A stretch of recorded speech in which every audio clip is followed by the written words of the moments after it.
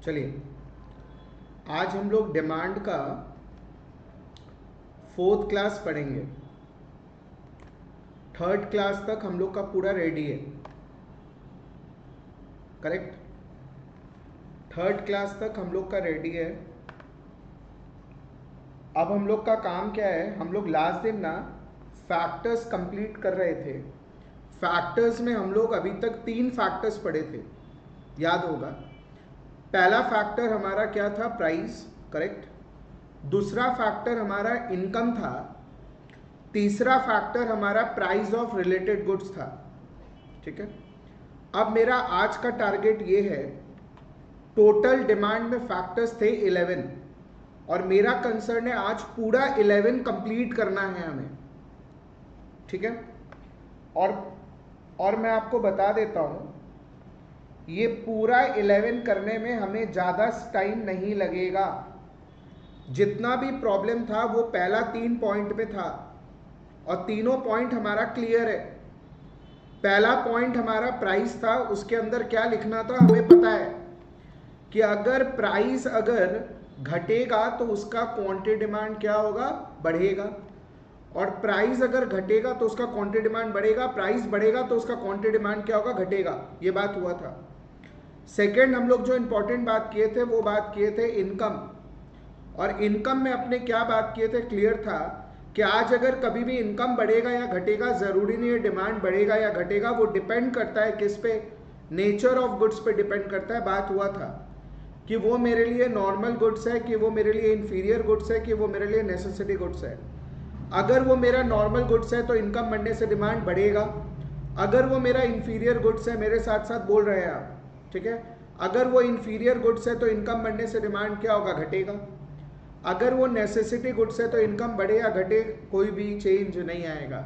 मतलब इनकम और normal goods के बीच में जो रिलेशन था वो पॉजिटिव था और इनकम और इंफीरियर गुड्स के बीच में जो रिलेशन था वो नेगेटिव था और इनकम और नेसेसिटी गुड्स के बीच में कोई भी रिलेशन नहीं था। इसी तरीका से हम लोग और एक पॉइंट किए थे जिसका नाम था प्राइस ऑफ रिलेटेड गुड्स।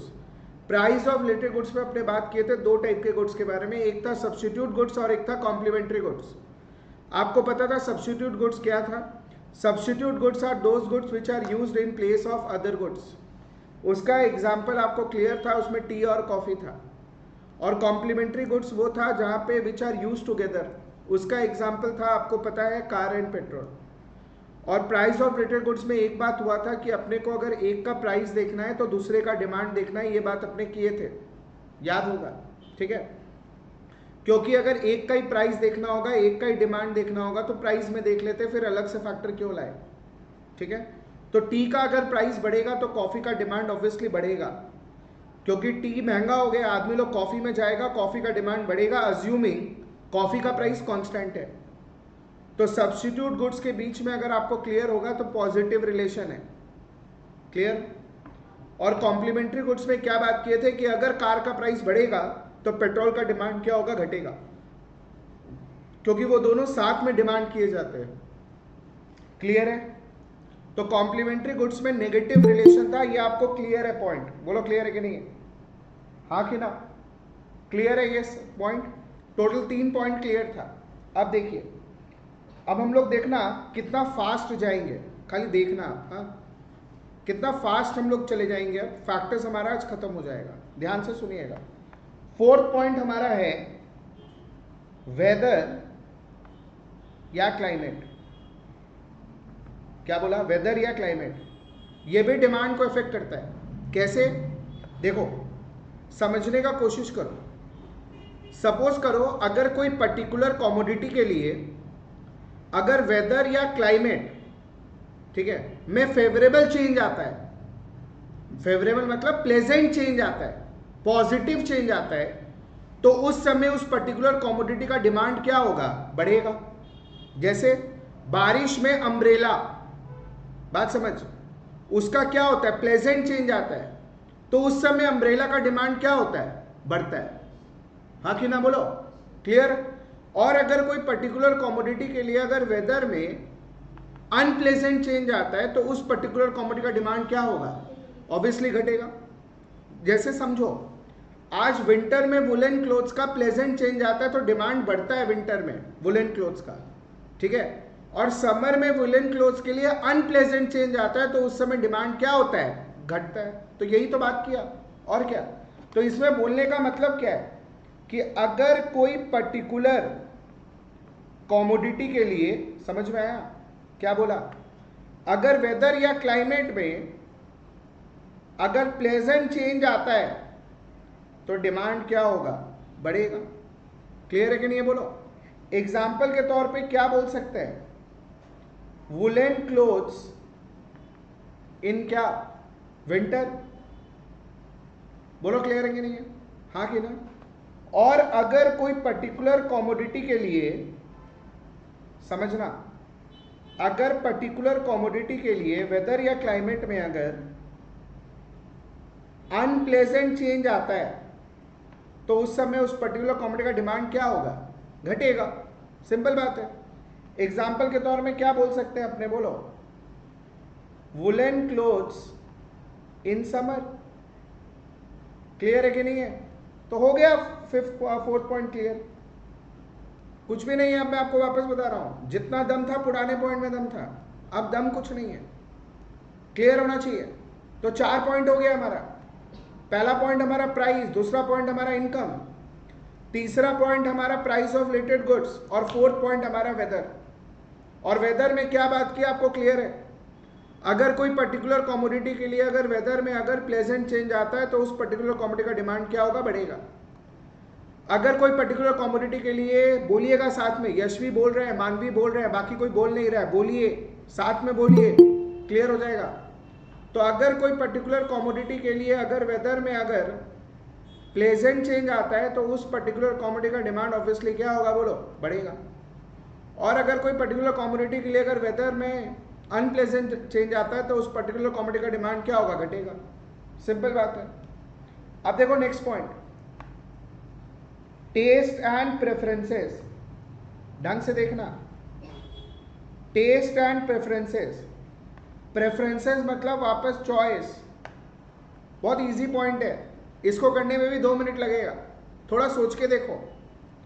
अगर कोई पर्टिकुलर कमोडिटी के लिए, ठीक है, अगर टेस्ट एंड प्रेफरेंसेस में फेवरेबल चेंज आता है, आप खुद बता पाओगे, तो उस पर्टिकुलर कमोडिटी का डिमांड क्या होगा, ऑब्वियसली बढ़ेगा। अगर कोई पर्टिकुलर कमोडिटी के लिए अगर टेस्ट एंड प्रेफरेंस में अनफेवरेबल चेंज आता है तो उस पर्टिकुलर कमोडिटी का डिमांड क्या होगा, घटेगा। जैसे हम आपको बताते हैं, आज आईफोन का इतने सारे सीरीज आ रहे हैं, ठीक है, तो जो लेटेस्ट आईफोन आए हैं उसके लिए प्लेजेंट चेंज आया होगा, और जो आईफोन 6 है या 5 है उसके लिए अनप्लेजेंट चेंज है। बात समझो, ये वो पॉइंट आता है। और ये फेवरेबल क्यों हो रहा है, क्योंकि टेक्नोलॉजी में बहुत ज्यादा अपग्रेडेशन हो रहा है। बात को समझो, आज आईफोन 16 आया हुआ है, ठीक है, तो उसके लिए फेवरेबल चेंज आया होगा, और जो पुराने हैं उसके लिए अनफेवरेबल चेंज आएगा, तो ऑब्वियसली उसका डिमांड क्या होगा, घटेगा। बोलो ये बात क्लियर है कि नहीं है, समझने की कोशिश करो। तो क्या बोला, अगर कोई पर्टिकुलर कमोडिटी के लिए अगर टेस्ट एंड प्रेफरेंसेस में अगर फेवरेबल चेंज आएगा तो डिमांड बढ़ेगा, हाँ कि ना। और अगर पर्टिकुलर कमोडिटी के लिए अगर अनफेवरेबल चेंज आएगा तो डिमांड क्या होगा, बट ऑब्वियसली घटेगा। तो हो गया हमारा 5वां नंबर पॉइंट भी। अरे अब टाइम नहीं लगेगा, 4-5 क्लास के बाद तो अपने और स्पीड में जा सकते हैं। आप और हम अब कनेक्ट कर लिए हैं, ठीक है, कनेक्ट बनने के बाद अपने और स्पीड में जा सकते हैं। तो मेरे को आप बताइए, आपको क्लियर हो गया? अभी तक हमारा 5 पॉइंट हो चुका है। पहला प्राइस, दूसरा इनकम, तीसरा प्राइस ऑफ रिलेटेड गुड्स, चौथा वेदर, 5वां टेस्ट एंड प्रेफरेंसेस, ठीक है। अब छठा पॉइंट की तरफ चल सकते हैं अपन। अब छठा पॉइंट ढंग से सुनना, छठा पॉइंट है नंबर ऑफ कंज्यूमर, ढंग से, हाँ, एंड डेमोग्राफिक स्ट्रक्चर, ठीक है, number of consumer and demographic structure, बहुत सिंपल पॉइंट, 2 मिनट वापस देते हैं। एक बात बताओ, कंज्यूमर कौन है? हम लोग, ठीक है। अगर 3 कंज्यूमर है तो 3 आइसक्रीम, हर कोई एक एक ले रहा है। 3 में से अगर 2 हो गए तो 2 आइसक्रीम, ठीक है। और 3 में से अगर 4 हो गए तो 4 आइसक्रीम। तो इसका मतलब क्या हुआ? आपको समझ आया होगा कि नंबर ऑफ कंज्यूमर अगर बढ़ेगा तो डिमांड, आप बोलोगे, मैं नहीं बोलूंगा, आपको आता है, मेरे को पता है आपको आता है, डिमांड क्या होगा? बढ़ेगा। और अगर नंबर ऑफ कंज्यूमर अगर घटेगा तो डिमांड क्या होगा? घटेगा। सिंपल बात है, क्लियर है एकदम 100%। अब डेमोग्राफिक स्ट्रक्चर का मतलब समझिएगा, ये भी बहुत इजी है। अब आपको आज थोड़ा थोड़ा फील आ रहा होगा, बेसिकली यशवी, मानवी जो लोग कर रहे हैं या समर्थ जो लोग कर रहे हैं, अब आपको थोड़ा फील आया होगा आज के क्लास में। बोलिएगा, ऐसा नहीं कि मैं बोला तो आपको बोलना होगा। आपको आज ऐसा फील हो रहा होगा कि अब शायद हम लोग भैया के साथ कनेक्ट हो गए हैं। थोड़ा ऐसा फील आ रहा होगा कि कनेक्शन बन गया है अभी, ठीक है। अब समझ में आ रहा है आप क्या बोलना चाह रहे हैं, उसके पहले ही समझ आ रहा है, ठीक है। ये धीरे धीरे होगा, ठीक है। अब हम लोग बात करते हैं डेमोग्राफिक स्ट्रक्चर का। देखिएगा, बहुत सिंपल पॉइंट वापस से, डेमोग्राफिक स्ट्रक्चर का मतलब क्या होता है, ध्यान से सुनिएगा। डेमोग्राफिक स्ट्रक्चर का मतलब यह होता है कि हमारे पॉपुलेशन में मेजॉरिटी कौन से एज ग्रुप के हैं, पॉपुलेशन में मेजॉरिटी कौन से एज ग्रुप के हैं, ठीक है। अब आप एक बात बताओ, अगर हमारे पॉपुलेशन में मेजॉरिटी अगर सीनियर सिटीजन है तो जो गुड्स सीनियर सिटीजन लेते होंगे उसका डिमांड हाई रहेगा, करेक्ट। अगर पॉपुलेशन में मेजॉरिटी अगर बच्चे हैं, ठीक है, तो जो गुड्स बच्चे लेते हैं उसका डिमांड क्या होगा? हाई रहेगा। बोलो क्लियर कि नहीं? तो डेमोग्राफिक स्ट्रक्चर का मतलब क्या हुआ कि मेरे पॉपुलेशन में, ठीक है, मेजॉरिटी कौन से एज ग्रुप के हैं। अगर मेजॉरिटी सपोज करो अगर सीनियर सिटीजन है, हाँ कि ना, तो जो गुड सीनियर सिटीजन लेते हैं उसका डिमांड हाई रहेगा। जैसे क्या हो सकता है, मेडिसिन स्टिक का डिमांड हाई रहेगा। और अगर मेजॉरिटी अगर बच्चे हैं, किड्स हैं, तो जो गुड्स बच्चे लेते हैं उसका डिमांड ज्यादा रहेगा। जैसे फॉर एग्जांपल क्या हो सकता है, टॉयज, चॉकलेट, इसका डिमांड ज्यादा रहेगा। बोलो क्लियर हो गया? देखो 6 पॉइंट में हो गए। अभी थोड़ा देर पहले 3 थे, अभी 6 हो गए। 10 मिनट बाद रुकोगे तो देखोगे 9th हो गया, और 10 मिनट बाद देखोगे तो 11 हो गया। समझना है, ठीक से सुनना है, सभी को ही सुनना है अच्छे से। तो कितने पॉइंट हो गए हमारे? 6। देखो 6 पॉइंट आपको आता है, आप खुद से लिख सकते हो, आपको याद बात नहीं करना है, ठीक है, आप खुद से लिख सकते हो। सबसे पहला पॉइंट हुआ हमारा प्राइस, क्लियर है। दूसरा पॉइंट है हमारा इनकम, क्लियर है। तीसरा पॉइंट हमारा प्राइस ऑफ रिलेटेड गुड्स था, क्लियर है। फोर्थ पॉइंट हमारा वेदर या क्लाइमेट, क्लियर है। वेदर या क्लाइमेट में क्या बोला, अगर कोई पर्टिकुलर कमोडिटी के लिए अगर वेदर में अगर हमारा अगर प्लेजेंट चेंज आता है तो उस पर्टिकुलर कमोडिटी का डिमांड क्या होगा? बढ़ेगा, हाँ कि ना। और अगर पर्टिकुलर कमोडिटी के लिए वेदर में अगर अनप्लेजेंट चेंज आता है तो डिमांड घटेगा। फिर आया टेस्ट एंड प्रेफरेंसेस। अगर कोई पर्टिकुलर कमोडिटी के लिए टेस्ट एंड प्रेफरेंसेस में अगर फेवरेबल चेंज आता है तो उस पर्टिकुलर कमोडिटी का डिमांड क्या होगा? बढ़ेगा। अगर पर्टिकुलर कमोडिटी के लिए टेस्ट एंड प्रेफरेंसेस में अगर अनफेवरेबल चेंज आता है तो डिमांड घटेगा। फिर आया number of consumer and demographic structure. बहुत क्लियर था कि अगर नंबर ऑफ कंज्यूमर बढ़ेगा तो डिमांड क्या होगा? बढ़ेगा। नंबर ऑफ कंज्यूमर घटेगा तो डिमांड घटेगा। डेमोग्राफिक स्ट्रक्चर का मतलब हुआ पॉपुलेशन में मेजॉरिटी कौन से एज ग्रुप के हैं। अगर पॉपुलेशन में मेजॉरिटी अगर सीनियर सिटीजन है तो जो गुड्स सीनियर सिटीजन लेते हैं उसका डिमांड ज्यादा रहेगा। अगर पॉपुलेशन में अगर मेजॉरिटी अगर बच्चे हैं तो जो गुड्स बच्चे लेते हैं उसका डिमांड ज्यादा रहेगा। एग्जाम्पल आपके सामने था, क्लियर है कि नहीं है? तो टोटल हमारा 6 पॉइंट हो गया। चलिए अब आगे बढ़ते हैं अपन। 6 पॉइंट याद हो गया होगा, ठीक है। अब अपने चलते हैं आज का 7th नंबर पॉइंट लिखने। ध्यान से सुनिएगा 7th नंबर पॉइंट, ठीक है। 7th नंबर पॉइंट है government policy. 7th number point है गवर्नमेंट पॉलिसी। मैं शॉर्टकट में लिख रहा हूं, आप पूरा ही लिखिएगा गवर्नमेंट, ठीक है। अब मेरे को आप एक बात बताओ, गवर्नमेंट सुनते ही मन में क्या आता है? टैक्स। गवर्नमेंट सुनते ही मन में क्या आता है? टैक्स। तो मेरे को आप एक बात बताइए, आज अगर गवर्नमेंट किसी कॉमोडिटी के ऊपर अगर टैक्स को बढ़ाएगा, ठीक है, किसी कॉमोडिटी के ऊपर अगर टैक्स को बढ़ाएगा तो उस कॉमोडिटी का डिमांड क्या होगा? कौन बताना चाहिए? कौन बताएगा? उस पर्टिकुलर कॉमोडिटी का डिमांड क्या होगा? उस पर्टिकुलर कॉमोडिटी का डिमांड क्या होगा? मानवी बता पाएगा? मानवी बोलो। उस कमोडिटी का डिमांड घटेगा। ऑब्वियसली उस कॉमोडिटी का डिमांड क्या होगा? घटेगा। और अगर गवर्नमेंट अगर कॉमोडिटी पे टैक्स का रेट को घटाएगा तो कॉमोडिटी का डिमांड क्या होगा? बढ़ेगा। हो गया गवर्नमेंट पॉलिसी। 7वां नंबर पॉइंट हो गया। 10 मिनट पहले आप 3 नंबर पॉइंट पे थे, अभी आप 7वां नंबर पॉइंट पे हो। तो गवर्नमेंट अगर टैक्स को, ध्यान से सुनिएगा, गवर्नमेंट अगर टैक्स को बढ़ाता है तो डिमांड कम होगा और टैक्स को घटाता है तो डिमांड बढ़ेगा। क्लियर है कि नहीं है? बोलो। हो गया? अरे आराम से हो जाएगा, टेंशन मत करो। 11 पॉइंट आपको आ जाएगा, टेंशन नहीं है।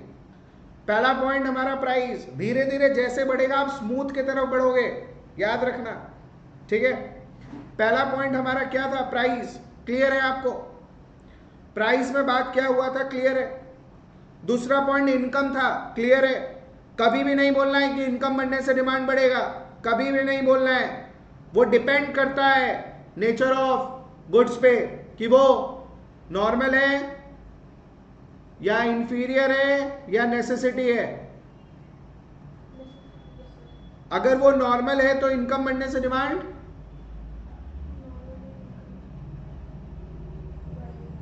तो देख के क्यों बोलना पड़ रहा है?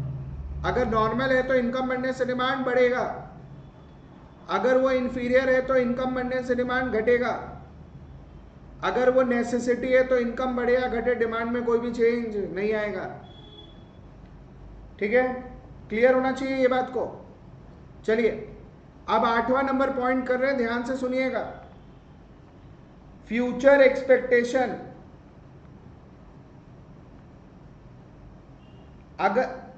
अगर आप मान लेते हो कि आप कंज्यूमर हो तो फ्यूचर एक्सपेक्टेशन करने में सिर्फ 2 मिनट लगेगा। अब फ्यूचर एक्सपेक्टेशन क्या चीज का? Future expectation regarding price. Future expectation regarding price. अब देखो बहुत सिंपल है, हम लोग कौन है? कंज्यूमर है, ठीक है। अब मेरे को आप एक बात बताओ, आज अगर कंज्यूमर एक्सपेक्ट कर रहा है, ठीक है, आज कंज्यूमर एक्सपेक्ट कर रहा है, ध्यान से सुनिएगा, आज अगर कंज्यूमर एक्सपेक्ट कर रहा है कि फ्यूचर में ठीक है कोई चीज का प्राइस बढ़ने वाला है, आज अगर कंज्यूमर एक्सपेक्ट कर रहा है कि फ्यूचर में कोई चीज का प्राइस बढ़ने वाला है, तो आप बताओ वो कब खरीदेगा, आज या फ्यूचर? वो कब खरीदेगा, आज या फ्यूचर? ऑब्वियसली आज खरीदेगा। तो आज अगर खरीदेगा मतलब आज का डिमांड क्या हो जाएगा? बढ़ जाएगा। और उल्टा सोचो, आज अगर कंज्यूमर एक्सपेक्ट कर रहा है कि फ्यूचर में प्राइस घटेगा, कब खरीदेगा? फ्यूचर में, तो आज का डिमांड क्या हो जाएगा? कम हो जाएगा।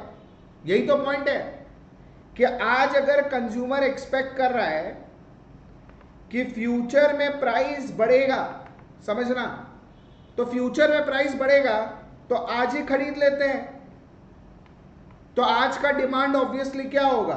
बढ़ेगा। और वो एक्सपेक्ट कर रहा है कि फ्यूचर में प्राइस घटेगा, तो आज का डिमांड क्या होगा? बढ़ेगा क्या? बढ़ेगा क्या? आज का डिमांड बढ़ेगा नहीं, आज का डिमांड घटेगा। आज नहीं लेंगे, फ्यूचर में लेंगे। चलिए बताइए कितने पॉइंट पे आ गए? 8 पॉइंट हो गया, देखिए आप थोड़ा सा समझिए, सारा 8 पॉइंट आपको आना चाहिए और मैं 11 पॉइंट आपको करा दूंगा, इसके बाद पॉइंट एग्जिस्ट नहीं करेगा। That is the maximum point जो एक कर सकता है कोई भी। क्लियर बात समझिए, सिर्फ 11 12 में काम नहीं है, आगे भी काम आना चाहिए, क्लियर होना चाहिए। पहला हो गया हमारा प्राइस, क्लियर है। दूसरा पॉइंट हमारा, बोलते रहिए, सारा पॉइंट साथ में होना चाहिए। पहला पॉइंट हमारा प्राइस था, दूसरा पॉइंट हमारा इनकम था, तीसरा पॉइंट हमारा प्राइस ऑफ रिलेटेड गुड्स था, फोर्थ पॉइंट हमारा वेदर या क्लाइमेट था, फिफ्थ पॉइंट हमारा टेस्ट एंड प्रेफरेंसेस था, सिक्स पॉइंट था number of consumer and demographic structure, seventh point हमारा गवर्नमेंट पॉलिसी था, एट पॉइंट हमारा फ्यूचर एक्सपेक्टेशन था। क्लियर, बढ़ते हैं आगे, क्लियर होना चाहिए। अब देखिए 9th नंबर पॉइंट देखिएगा, 9th नंबर पॉइंट क्या बोलता है देखिएगा। 9th नंबर पॉइंट बोलता है consumer credit facility. Consumer credit facility, देखिए आप ही बता दोगे, ध्यान से सुनिएगा अच्छे से। क्रेडिट का मतलब क्या होता है? उधारी, ठीक है।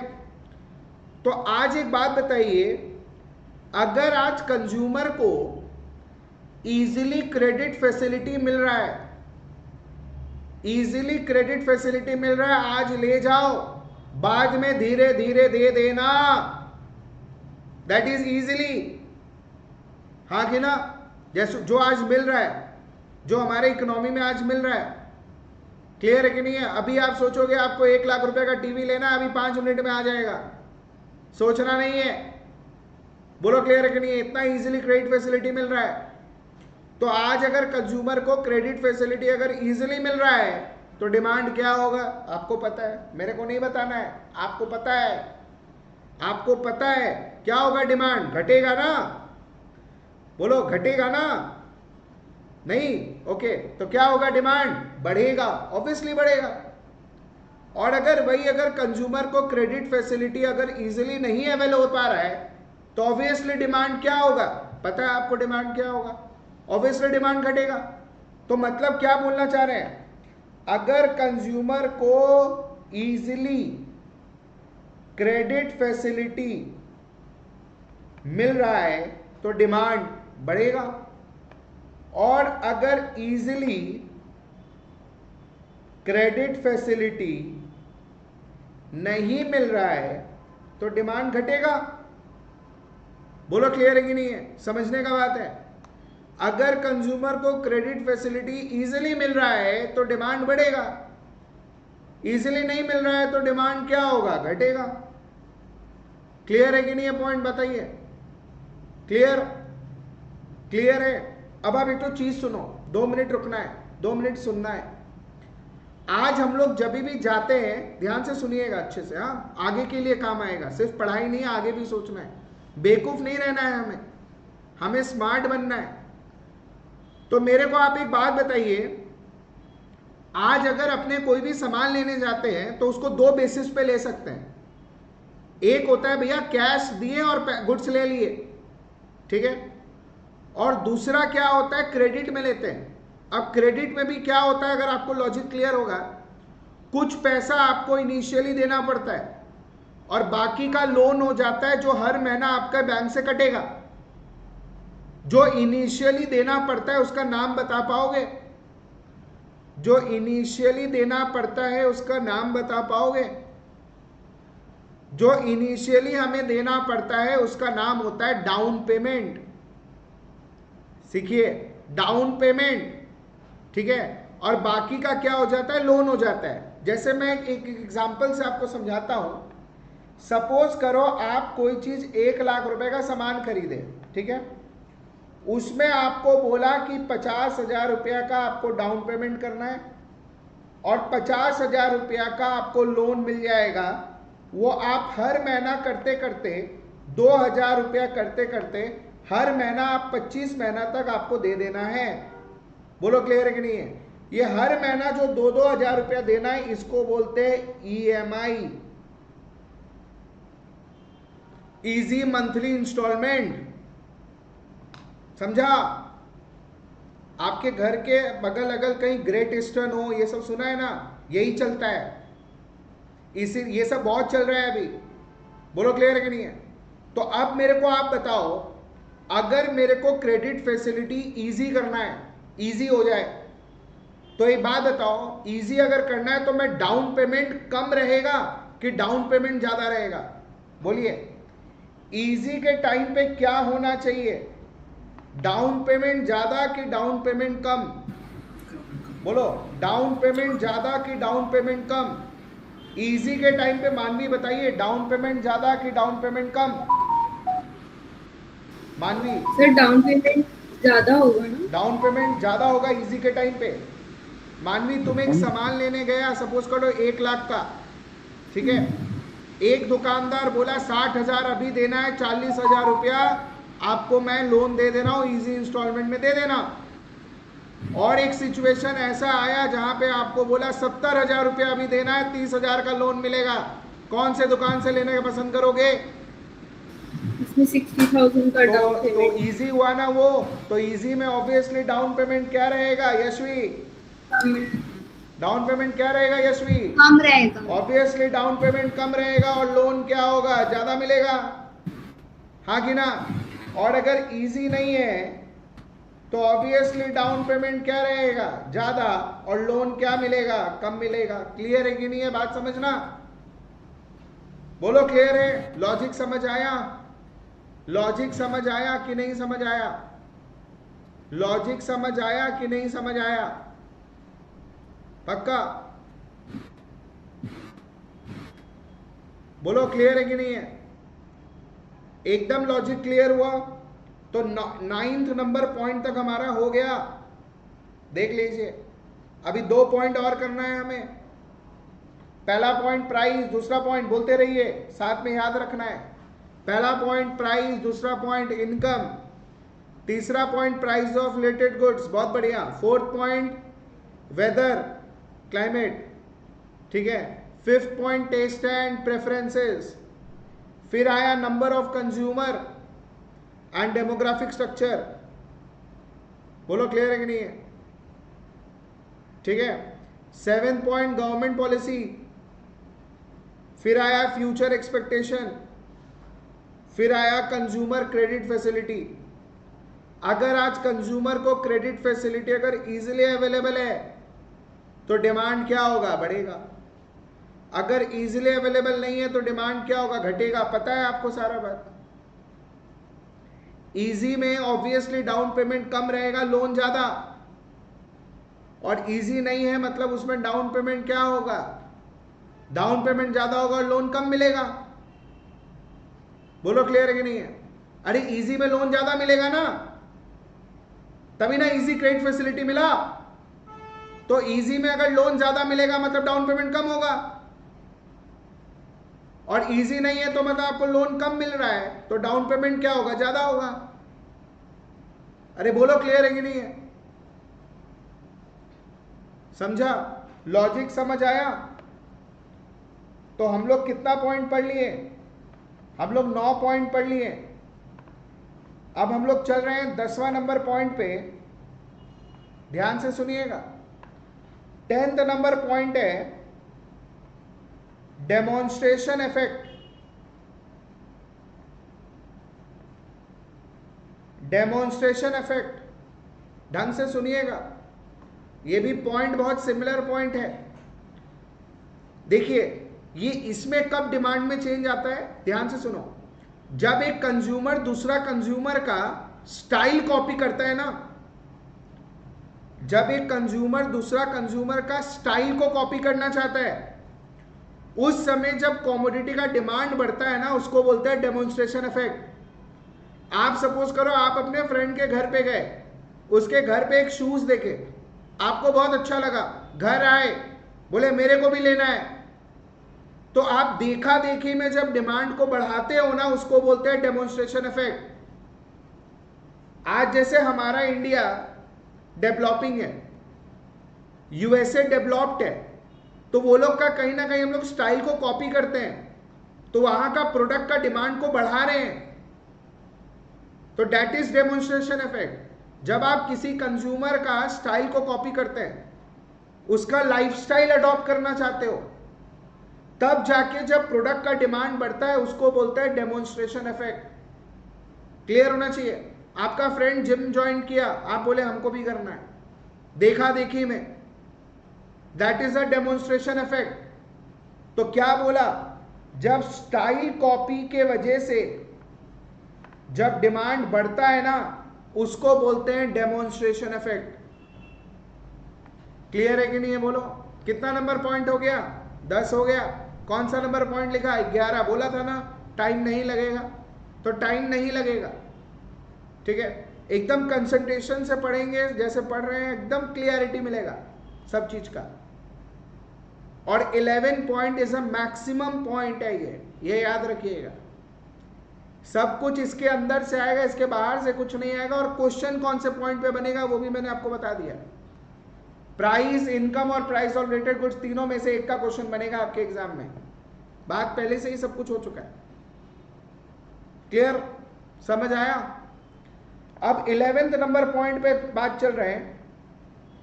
11th नंबर पॉइंट है, ध्यान से देखिएगा, distribution of income. 11th number point है डिस्ट्रीब्यूशन ऑफ इनकम। ध्यान से सुनिएगा। अब ये डिस्ट्रीब्यूशन ऑफ इनकम का मतलब क्या होता है? लास्ट पॉइंट है, अच्छे से कंसंट्रेट से सुनिए। 11 पॉइंट हो गया। डिस्ट्रीब्यूशन ऑफ इनकम का मतलब ये होता है, ध्यान से सुनिएगा, कि आज हमारे इकोनॉमी में इनकम किस तरीका से डिस्ट्रीब्यूट हुआ है। देखो, इकोनॉमी में इनकम दो तरीका से डिस्ट्रीब्यूट होता है। एक होता है अनइक्वल और एक होता है इक्वल। अनइक्वल मतलब क्या होता है? किसी को ज्यादा इनकम मिला, किसी को कम इनकम मिला। और इक्वल का मतलब क्या होता है? सबको एक समान इनकम मिला। तो कहीं ना कहीं इक्वल जो है वो अच्छा होता है और अनइक्वल अच्छा नहीं होता। आज हमारे इंडिया में कहीं ना कहीं अनइक्वल है, इसीलिए day by day rich richer हो रहा है और पुअर पुअर हो रहा है। क्लियर है कि नहीं है? तो इनकम का डिस्ट्रीब्यूशन दो तरीका से होता है, याद रखिएगा। एक होता है क्या, जल्दी बताएं? एक होता है अनइक्वल, एक होता है इक्वल। ठीक है। अनइक्वल मतलब किसी को ज्यादा किसी को कम, और इक्वल मतलब क्या होता है? सबको एक समान। तो अब आप मेरे को एक बात बताइए, कौन सी इकोनॉमी में आपको 10-12 ठो ऑडी कार दिख जाएगा?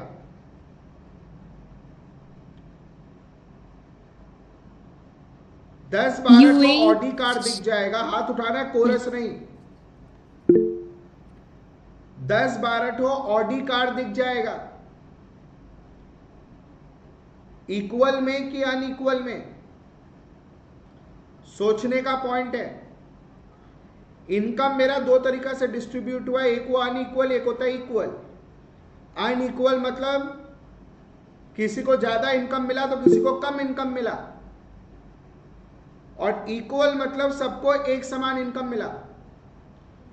कौन से इकोनॉमी में आपको 10-12 ठो ऑडी कार दिख जाएगा?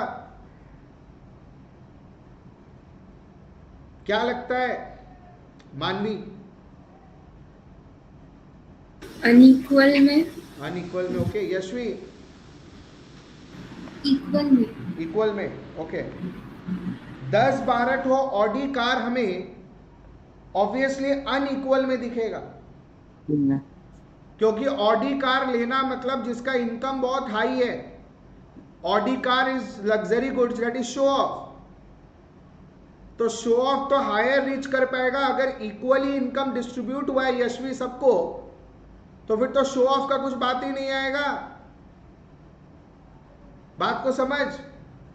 तो अनइक्वल के टाइम पे लग्जरी गुड्स का, अनइक्वल के टाइम पे लग्जरी गुड्स का डिमांड ज्यादा रहेगा। और कंपैरिजन में इक्वल के टाइम पे नेसेसिटी गुड्स का डिमांड क्या रहेगा, ज्यादा रहेगा, लेकिन लग्जरी गुड्स का डिमांड क्या रहेगा, बोलो, कम रहेगा। यशवी, अगर सबके घर के बाहर ही ऑडी कार है तो ऑडी कार लग्जरी हुआ ही नहीं, फिर तो ऑडी नॉर्मल हो गया।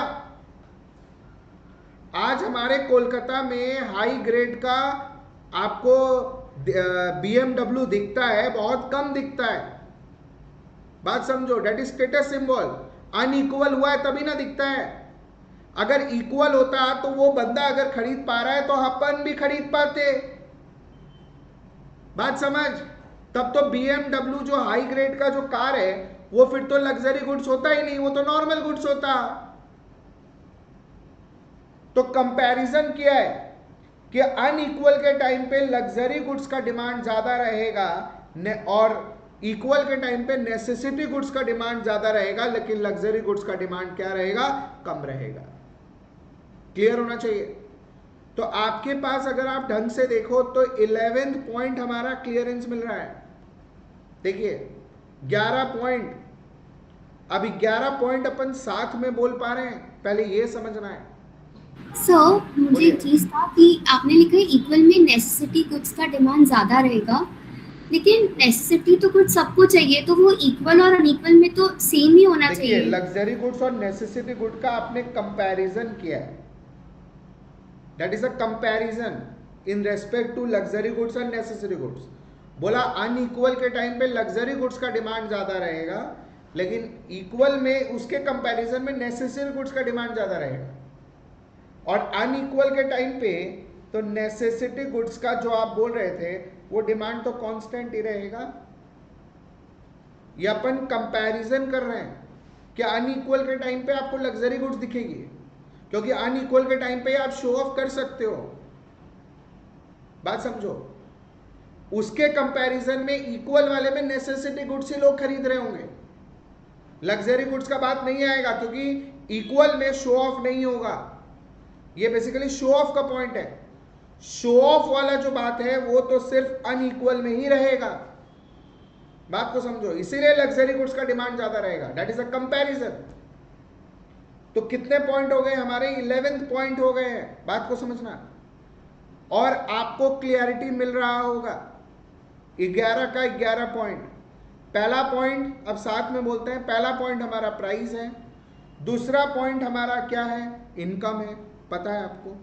तीसरा पॉइंट हमारा प्राइस ऑफ रिलेटेड गुड्स है। फोर्थ पॉइंट हमारा वेदर और क्लाइमेट है। फिफ्थ पॉइंट हमारा टेस्ट एंड प्रेफरेंसेस है। सिक्स पॉइंट हमारा number of consumer and demographic structure है। सेवेंथ पॉइंट हमारा गवर्नमेंट पॉलिसी है। 8 पॉइंट हमारा फ्यूचर एक्सपेक्टेशन है। बोलो क्लियर करनी है, हाँ कि ना। 9 पॉइंट हमारा कंज्यूमर क्रेडिट फैसिलिटी है। 10th पॉइंट हमारा डेमोन्स्ट्रेशन इफेक्ट है, जहां पे स्टाइल कॉपी के वजह से जब कॉमोडिटी का डिमांड बढ़ता है उसको हम लोग डेमोन्स्ट्रेशन बोलते हैं। 11th पॉइंट में हमारा डिस्ट्रीब्यूशन ऑफ इनकम है। डिस्ट्रीब्यूशन ऑफ इनकम दो तरीका से होता है, एक होता है अनइक्वल, एक होता है इक्वल। अनइक्वल के टाइम पे अगर आप देखोगे तो लग्जरी गुड्स का डिमांड क्या होगा, ज्यादा होगा। इन कंपैरिजन इक्वल में क्या होगा, नेसेसरी गुड्स का डिमांड ज्यादा होगा। बोलो क्लियर कि नहीं है, ये क्लियर होना चाहिए आपके पास, हाँ कि ना। एकदम क्लियर है कि नहीं, पहले आप ये बताइए, उसके बाद बात होगा आगे का।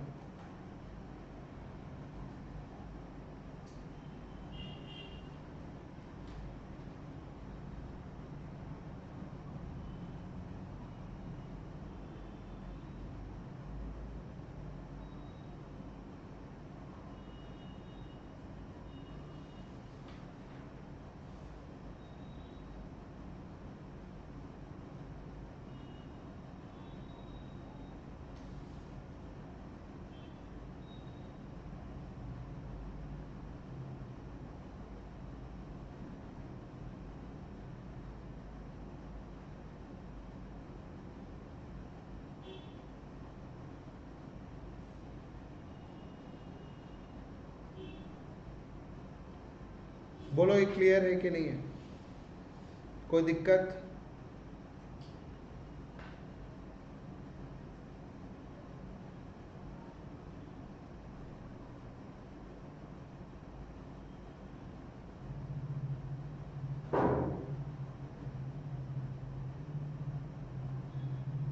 क्लियर है कि नहीं है ये बताइए, पूरा पॉइंट क्लियर है? यस और नो? 100% क्लियर है?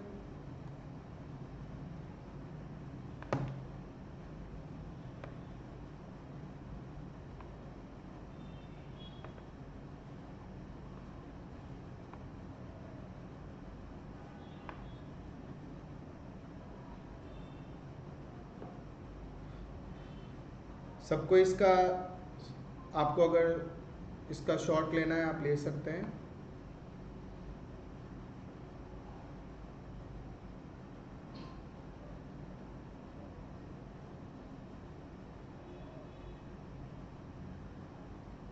ले लिया? यशवी हो गया?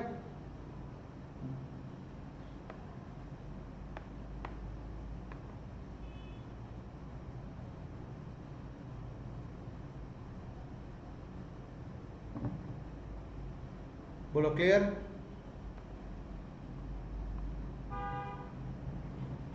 क्लियर? अब अपन अपना 4th क्लास हो गया है, ठीक है? अब अपने मंडे को मिलेंगे रात में ऑनलाइन, ठीक है? मंडे को रात में अपन मिल रहे हैं फिर से। अब मंडे को जो अपने मिलेंगे इसके आगे बढ़ाएंगे, यहां तक पूरा रेडी कर लेना, पूरा कनेक्टेड है। हाँ, माने जो भी चीज होगा वो पूरा कनेक्टेड होगा, तो यहां तक आपको अच्छे से रेडी कर लेना है। क्लियर? मेरा बात आपको समझ में आ गया होगा? पूरा अच्छे से रेडी कर लेना है, फिर अपने मंडे को मिलते हैं।